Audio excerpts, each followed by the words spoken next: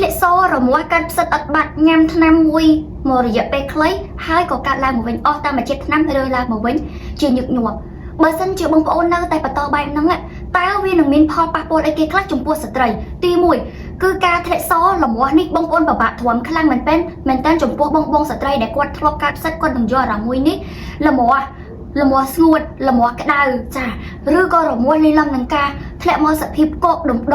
ដូចម្សៅដូចกระดาษត្រូវទឹកស្អិតកកតាមចិញ្ចៀនទ្វារមាសជួនកាលអត់ធ្លាក់ចេញក្រៅទេបកកការក្តៅទ្វារមាសការកាហាយទ្វារមាសរួចពេលខ្លះធ្លាក់មកបែបធុំក្លិនឬក៏ធ្លាក់ក្រោយញ៉ាំចំណីអាហារខុសបកកការរមាស់ដូចគ្នាដែលវាបកកពីបាក់តេរីផ្សិតធ្លាក់មកឡើងសើមទឹកធុំក្លិនស្អុយធុំក្លិនផ្អូមក្លិនជូរក្លិនឆ្អាបរួចពេលខ្លះទៀតលើពីបញ្ហាផ្សិតវាអាចបង្កផលប៉ះពាល់ទៅដល់ការមករដូវអត់ទៀងទាត់រដូវមកអត់ល្អរដូវមកអត់អស់រដូវតិច2ខែមកម្ដងរួចបងប្អូនស្ត្រីខ្លះទៀត1ខែមកដល់ទៅ2ដងទៅជាមានការលមាស់ខ្លាំងអេសឡើងកទួលឡើងហើមឡើងដាច់រត់ទៅនឹងកោសិកាទ្វារមាសបងប្អូនស្រីខ្លះអ្នកគួរជឿគឺអេសឲ្យទ្រាំអត់បានទេតែកាលណាលមាស់វិសាអីបងប្អូនគ្រាន់តែលាងសម្អាតគឺបានតែផ្នែកខាងក្រៅឯងព្រោះមេរោគបានបកកនៅខាងក្នុងណាមានអាចផលប៉ះពាល់ធ្វើឲ្យស្បូនបងប្អូនក្តៅយូរទៅជាមានការរលាកទៅជាឡើងក្តៅស្បូនរលាកចាប់ដើមមានការឈឺចុកចាប់ដៃស្បូនឈឺចុកអូក្រពោះហុំថ្ងាសចាហើយបើស្ត្រីដែលគាត់មានដៃគូមានគ្រួសារត្រូវការរួមភេទវិញណាបងប្អូនគឺរួមភេទអត់បានទេរួមភេទហើយឈឺរួមភេទហើយក្តៅព្រោះទ្វារមាសស្ងួតមិនមានសំណើមដោយសារតែទ្វារមាសរបស់យើង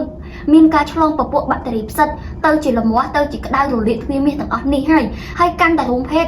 ទ្វារមាសកាន់តែមានបញ្ហាមេរោគកាន់តែរីករាលដាលកាន់តែខ្លាំងអញ្ចឹងក្នុងនេះដែរបងប្អូនដែលកំពុងតែមានបញ្ហាទាំងអស់នេះអ្នកគ្រូសូមណែនាំទៅលើផលិតផលដែលល្អមានស្តង់ដារមានគុណភាពពិតប្រាកដមាន feedback ប្រើប្រាស់បានផលពិតមានទាំងសាក់សីបងប្អូនអាចប្រើប្រាស់បានណាចន្លោះត្រឹមតែ3ថ្ងៃឬក៏5ថ្ងៃបងប្អូននឹងដឹងពីគុណភាពដឹងប្រសិទ្ធភាពจะតេតងជាមួយនឹងការប្រើប្រាស់ផលិតផលនេះដែរបងប្អូនពេលដែលញ៉ាំចូលទៅជួយឲ្យស្បូនសុខភាពរបស់ស្បូនល្អជួយឲ្យស្បូនមានសំណើមស្បូនត្រជាក់ទ្វារមាសចាប់ផ្ដើមមានសំណើមមានទឹករំអិលឡើងមកវិញដើម្បីជួយបណ្ដុះនៅបាក់តេរីល្អដែលជួយការពារមេរោគទាំងអស់ហ្នឹងចឹងបងប្អូនចង់ឆាប់បាត់ចង់ឆាប់ជា